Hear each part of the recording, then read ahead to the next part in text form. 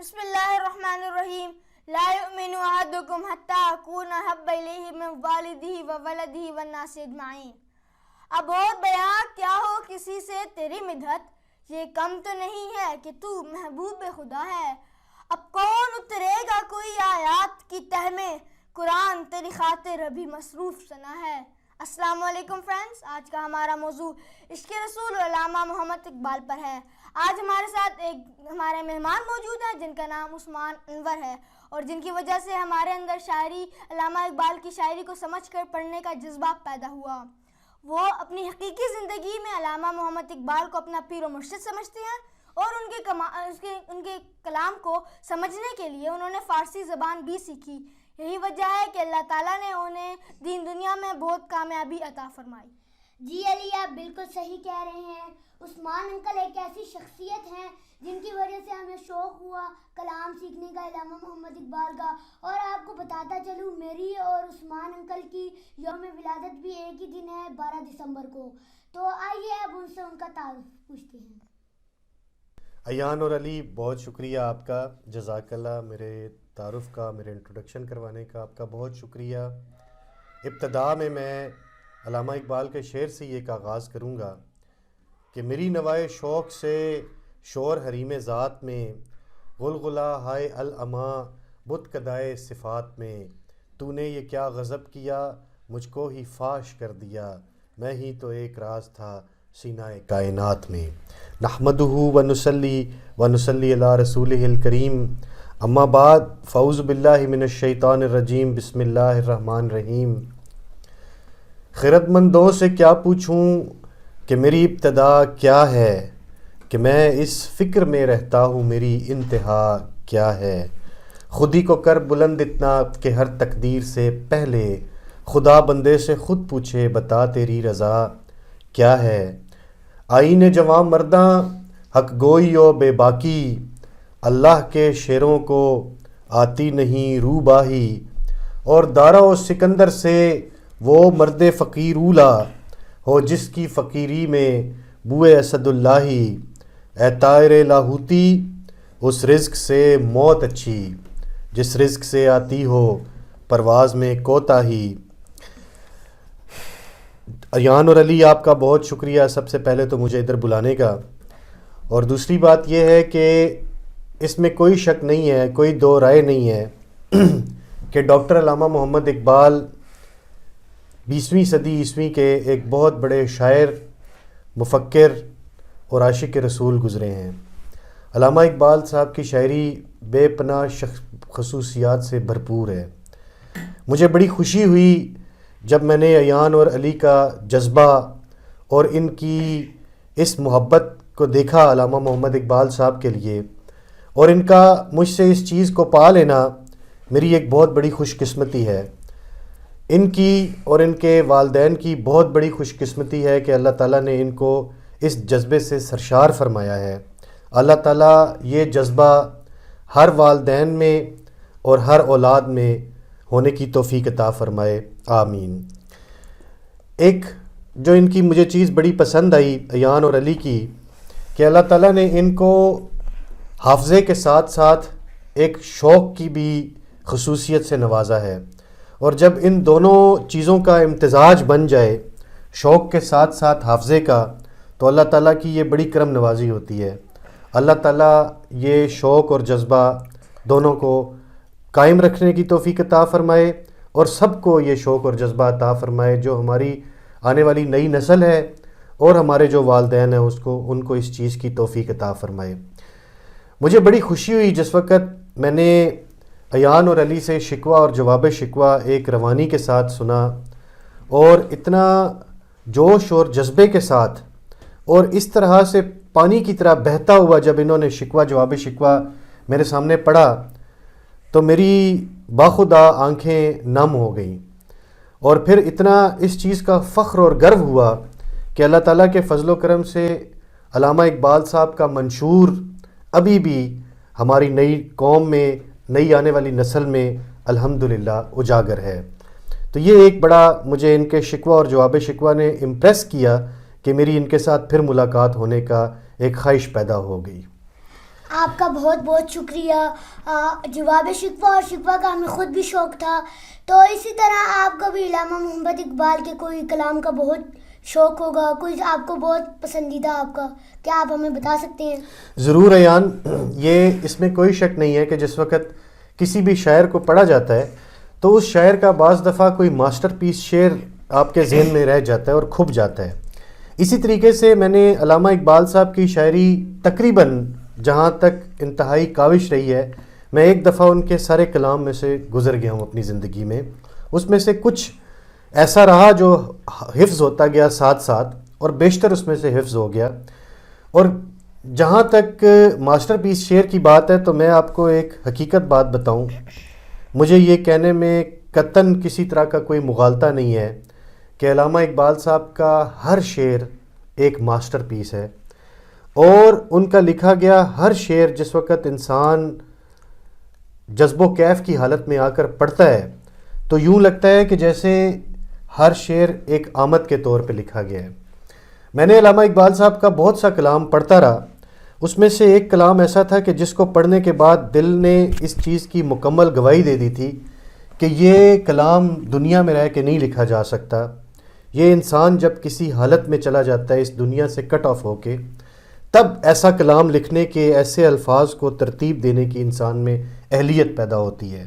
علامہ اقبال صاحب کا سارا کلام میرا دل گواہی دیتا ہے کہ الہامی تھا, کوئی من گھڑت اس میں کوئی کسی طرح کی بات نہیں تھی.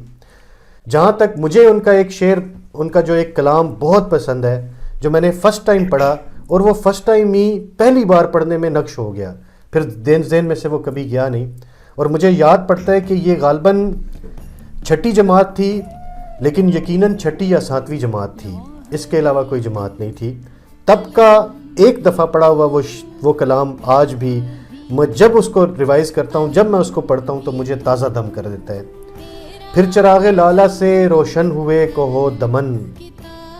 مجھ کو پھر نغموں پہ اکسانے لگا مرغے چمن. پھول ہیں صحرا میں یا پریاں قطار اندر قطار, اودے اودے نیلے نیلے پیلے پیلے پیرہن. اور برگے گل پہ رکھ گئی شبنم کا موتی باد صبح, اور اس موتی کو چمکاتی ہے سورج کی کرن. حسن بے پرواہ کو اپنی بے نقابی کے لیے ہوں اگر شہروں سے بن پیارے تو شہر اچھے کے بن. اپنے ہی من میں ڈوب کر پا جا سراغ زندگی,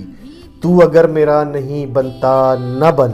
اپنا تو بن. من کی دنیا سوز و مستی جذب و شوق, اور تن کی دنیا سود و سودا مکر و فن. من کی دولت ہاتھ آتی ہے تو پھر جاتی نہیں, تن کی دولت چھاؤں ہے آتا ہے دھن جاتا ہے دھن. من کی دنیا میں نہ پایا میں نے افرنگی کا راج, من کی دنیا میں نہ دیکھے میں نے شیخ و برہمن. اور پانی پانی کر گئی مجھ کو کلندر کی یہ بات, تو جھکا جب غیر کے آگے نہ تن تیرا نہ من. تو یہ علامہ اقبال صاحب کا وہ کلام تھا جس نے دل پہ اثر کیا, جو پھر بھولا نہیں. اچھا, تو آپ نے علامہ اقبال کی بہت سے فارسی کے شعر پڑھے ہوں گے, کوئی ایسا شعر جو آپ کو فارسی میں بہت اچھا لگا؟ ضرور علی, اس میں کوئی شک نہیں ہے کہ علامہ اقبال صاحب کا کلام ان کی شروع کی کتاب سے لے کر ارمغان حجاز تک بھرپور, اس کے اندر ایک ایک شعر کے اندر بڑی بڑی قیمتی بات موجود ہے, جو سطحی بات نہیں ہے, جو اتنی آسانی سے سمجھ آنے والی نہیں ہوتی. اس کا کانسیپٹ سمجھنا یہی اصل میں اس کی بہادری ہے. فارسی کا جو کلام جب انہوں نے ارمغان حجاز لکھی, جو ان کی آخری کتاب تھی اپنی وفات سے پہلے, اس میں ان کی ساری شاعری پرشین میں ہے, اور وہ ارمغان حجاز ایک ایسا گلدستہ بنا کے انہوں نے فارسی کا رکھ دیا کہ جس کے بعد اس کو پڑھنے کے ساتھ ساتھ دل میں تاثیر اترتی ہے. فارسی کی ایک ربائی جو انہوں نے ارمغان حجاز کے لیے لکھی تھی مجھے بڑی پسند ہے, اور جو میں بہت دل سے بڑے شوق سے اس کو پڑھتا ہوتا ہوں. فرماتے ہیں کہ تو غنی از ہر دو عالم من فقیر, تو غنی از ہر دو عالم من فقیر, اور روز محشر عذر ہائے من پذیر, ور حساب امرا تو بینی ناگزیر, از نگاہ مصطفیٰ پنہاں بگیر. تو غنی از ہر دو عالم من فقیر، تو غنی از ہر دو عالم من فقیر، اور روز محشر عذر ہائے من پذیر، ور حسابم را تو بینی ناگزیر، از نگاہ مصطفیٰ پنہاں بگیر۔ اچھا، تو جو علامہ جیسے ہمارا آج کا موضوع ہے عشق نبی صلی اللہ علیہ وآلہ وسلم پر، تو علامہ محمد اقبال اور غازی علم الدین شہید دونوں جو ہے محمد صلی اللہ علیہ وسلم کے عشق میں ڈوبی ہوئی ہستی ہیں، شخصیت ہیں، تو آپ ان کے بارے میں کچھ ہمیں بتائیں۔ اچھی بات علی آپ نے کی، اس میں کوئی شک نہیں ہے کہ غازی علم الدین شہید صاحب اور علامہ محمد اقبال صاحب دونوں عشق رسول میں ڈوبی ہوئی شخصیات ہیں۔ میں ایک دفعہ مجھے ایک کتاب پڑھنے کا اتفاق ہوا جس کا نام تھا چو مرگ آید، کہ جب موت آتی ہے۔ اس کی ابتدا میں مصنف کچھ اس طرح سے لکھتا ہے کہ لاہور کے میں 2 جلوس جنازہ کثرت الناس، لوگوں کے زیادہ ہونے کی وجہ سے بڑے اہمیت کے حامل ہیں۔ ان میں سے ایک جلوس جنازہ غازی علم الدین شہید صاحب کا تھا کہ جس کو قائد اعظم علامہ محمد اقبال صاحب نے خود کندھا دیا، اور دوسرا جنازہ کثرت الناس کی وجہ سے قائد علامہ محمد اقبال کا تھا کہ جن کو پوری امت نے کندھا دیا۔ غازی علم الدین شہید صاحب کا واقعہ جو آپ نے بھی تھوڑا اس سے ذکر کیا، وہ کچھ اس طرح سے ہے کہ یہ پارٹیشن ہونے سے پرانی بات ہے، اس وقت برطانوی راج تھا، اور ایک کسی راجپال نامی ہندو نے رسول اللہ صلی اللہ علیہ وسلم کی شان میں گستاخی میں کوئی ایک کتاب لکھ دی، جس کے بعد غازی علم الدین شہید صاحب جو کہ عشق رسول میں ڈوبے ہوئے تھے اور اپنی جان کی بھی پرواہ نہیں کرتے تھے، انہوں نے جا کے جہنم واصل کر دیا اس ہندو کو ایک خنجر کی مدد سے، اور اس کے بعد امت کا جو ایک قرض تھا وہ چکا دیا۔ اس کام کے کرنے کے بعد بالکل وہ گھبرائے نہیں، ڈرے نہیں، بھاگے نہیں، اور برطانوی فوجیوں نے یا پولیس نے ان کو حراست میں لے کر جیل کی کوٹڑی میں بند کر دیا۔ اس وقت قوم کو احساس ہوا، امت مسلمہ کا احساس ہوا کہ کیوں نہ ہم ایسے وکیل کو کریں کہ جس سے غازی علم الدین شہید صاحب کا یہ کیا ہوا فعل ان کو اس کسی سزا سے بچا لے۔ قائد اعظم محمد علی جناح صاحب اس وقت کے بڑے مشہور ایک وکیل تھے، ان کو کسی طریقے سے لوگوں نے اکٹھے ہو کے تو بلایا کہ آپ آ کے غازی علم الدین شہید صاحب کا یہ کیس لڑیں۔ قائد اعظم محمد علی جناح صاحب جس وقت آئے اور انہوں نے جب سارے اس واقعے کو دیکھا اور امت کا غصہ اور اس میں امت کا ایک جوش جذبہ دیکھا، تو انہوں نے کہا کہ ٹھیک ہے، میں کیس کو سمجھ گیا ہوں، تو میں جا کے غازی علم الدین شہید صاحب کے ساتھ ملاقات کرتا ہوں اور اس چیز کو سمجھتا ہوں کہ کیسے ہے۔ جب ان کی ملاقات غازی علم الدین شہید صاحب کے ساتھ ہوئی اور انہوں نے بتایا کہ میں نے چونکہ سارا کیس سٹڈی کر لیا، میں نے دیکھ لیا ہے، تو میں صرف آپ کو اتنا مشورہ دوں گا کہ آپ کو جس وقت جج کے سامنے پیش کیا جائے تو آپ نے ایک شک کا اظہار کرنا ہے۔ آپ نے صرف اس طرح سے کہنا ہے کہ میں نے یہ فعل اس وقت اس لیے کیا کیونکہ میں ایک جنونی کیفیت میں آ گیا تھا اور مجھ پہ جنون حاوی ہو گیا تھا۔ جنون کی کیفیت کا مطلب کہ میری عقل ہے وہ میرا ساتھ چھوڑ گئی تھی، جس کی وجہ سے میں نے یہ کام کیا۔ تو باقی پھر جس وقت آپ یہ بات کریں گے تو میں آگے پھر کیس کو خود سنبھال لوں گا۔ خیر، جس وقت یہ بات کی قائد اعظم محمد علی جناح نے، تو غازی علم الدین شہید صاحب نے ان سے کہا کہ آپ آئے، آپ کا بہت شکریہ، اور آپ نے اس کیس کو لڑنے کی حامی بھری، اس کا بھی بہت شکریہ، لیکن بس میں آپ کو یہ بات کہنا چاہتا ہوں کہ یہ کام جو میں نے کیا ہے یہ میں نے بالکل باہوش و حواس کیا ہے، اور مجھے اس میں کسی طرح کی کوئی ندامت نہیں ہے، مجھے کسی طرح کا کوئی خوف نہیں ہے، اور اگر اب بھی مجھے کسی بھی جج کے سامنے لا کے کھڑا کریں تو میں کبھی بھی اپنا بیان نہیں بدلوں گا، اور میں بالکل یہی کہوں گا کہ میں نے بالکل ہوش و حواس میں یہ کام کیا ہے، کیونکہ اللہ تعالیٰ نے مجھے اس فعل کرنے کے بعد جو ایک مقام عطا کر لیا ہے، اس مقام سے مجھے واپس مت لے کر آئیں اور مجھے جانے دیں۔ خیر، جس وقت کیس کا وقت آیا اور یہ سب لوگ اکٹھے ہوئے، بہت سے لوگ اس وقت اکٹھے تھے، اور جج بھی ایک برطانوی جج تھا کیونکہ انگلیسیہ دور تھا، تو بہرحال جس وقت یہ پیش ہوا مقدمہ ان کے سامنے، تو قائد اعظم محمد علی جناح نے کیس کو جس وقت شروع کیا اور انہوں نے یہی کہا کہ میں اس چیز کو ثابت کرتا ہوں کہ غازی علم الدین شہید صاحب نے یہ کام بالکل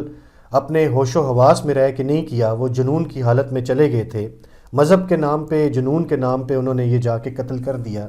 جو کہ انسان ہوش حواس میں نہیں کرتا۔ یہ سننے کے بعد غازی علم دین شہید صاحب نے ادھر ہی ان کو روکا اور اٹھ کھڑے ہوئے اپنی جگہ سے، اور انہوں نے کہا کہ اس سے پہلے کہ بات کو مزید آگے لے کے چلا جائے، میں آپ کو سمپل یہ کہتا ہوں کہ یہ کام میں نے بالکل ہوش و حواس میں کیا ہے، اور برملا کہتا ہوں کہ میں نے ہوش و حواس میں کیا ہے، اور میں کسی طرح کے دباؤ میں آ کے یا جنون میں آ کے میں نے یہ کام نہیں کیا۔ جس کے بعد کمرہ عدالت کے اندر نعرہ تکبیر کی گونجیں اور نعرے اور صدائیں بلند ہو گئیں، اور جج نے پھر خیر لوگوں کو اس وقت روک کے کہا کہ یہ نعرے بازی اس جگہ پہ روکی جائے کیونکہ یہ توہین عدالت ہے۔ غازی علم دین شہید صاحب ایک دم سے غصے اور جلال کی حالت میں آ کر بولے کہ اگر آپ کو توہین عدالت برداشت نہیں ہے تو مجھے توہین رسالت برداشت نہیں ہے۔ تو بہرحال یہ ایک جنون اور عشق کی بات تھی، ایک عشق رسول کی بات تھی۔ اس کے بعد جب غازی علم دین شہید صاحب کو دفنایا جا رہا تھا، بیسیکلی غازی علم دین شہید صاحب was a professional, he was a carpenter. تو جس وقت ان کو دفنایا جا رہا تھا تو ارد گرد کے لوگ سننے والے کہتے ہیں کہ جب قبر پہ مٹی پھینکی جا رہی تھی تو علامہ محمد اقبال صاحب بھی اس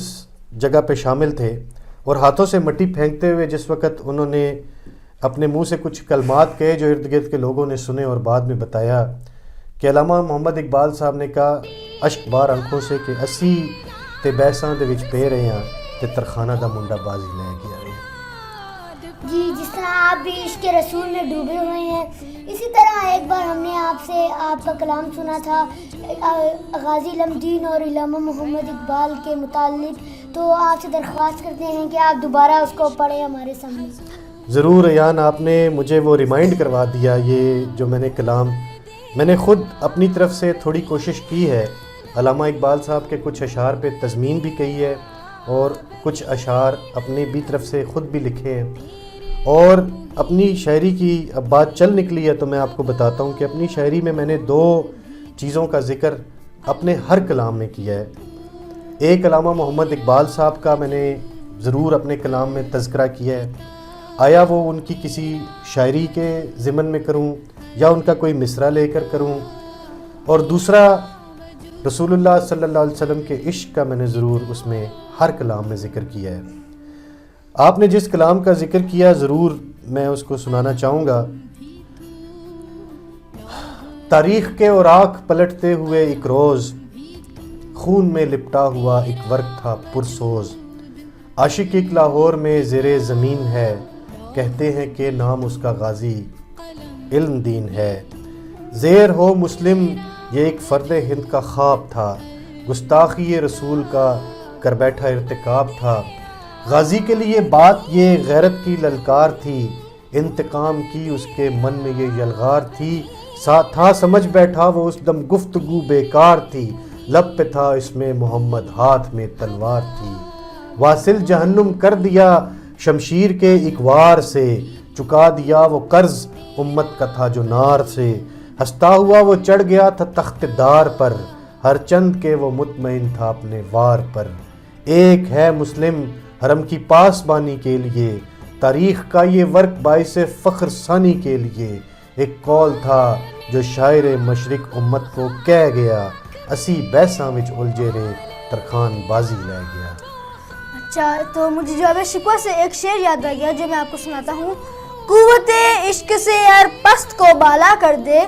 قوت عشق سے ہر پست کو بالا کر دے، دہر میں اسم محمد سے اجالا کر دے۔ اب کسی یک جائی سے عہد غلامی کر لو، ملت احمد مرسل کو مقامی کر لو۔ جواب شکوہ کے عشق رسول کے اندر جو ڈوبے ہوئے شعر آپ نے 2 پڑھے، بڑی خوشی ہوئی۔ پھر جواب شکوہ کا جب اینڈ کرتے ہیں اور مقطع بتاتے ہیں علامہ اقبال صاحب، جس جگہ پہ آ کے ہر چیز کو کنکلوڈ کر دیتے ہیں، اس چیز کو ختم کر دیتے ہیں کہ اگر آپ اپنے من کی مراد چاہتے ہیں تو کیا کریں۔ یہ وہی بات ہے جو آپ نے ڈسکشن کے سٹارٹ میں ایک حدیث مبارکہ سے شروع کیا تھا۔ فرماتے ہیں کہ اگر اپنے من کی مراد پانی ہے تو کیا کرو کہ کی محمد سے وفا، تو نے تو ہم تیرے ہیں، یہ جہاں چیز ہے کیا، لوح و قلم تیرے ہیں۔ سبحان اللہ، بہت شکریہ عثمان انکل، آپ نے ہمیں اپنا قیمتی ٹائم دیا۔ تو دوستو اسی طرح یہ سیکھنے اور سکھانے کا سلسلہ جاری و ساری رہے گا۔ ملتے ہیں آپ کو اگلے سیشن میں، ابھی کے لیے اجازت چاہتے ہیں۔ فی امان اللہ، اللہ حافظ۔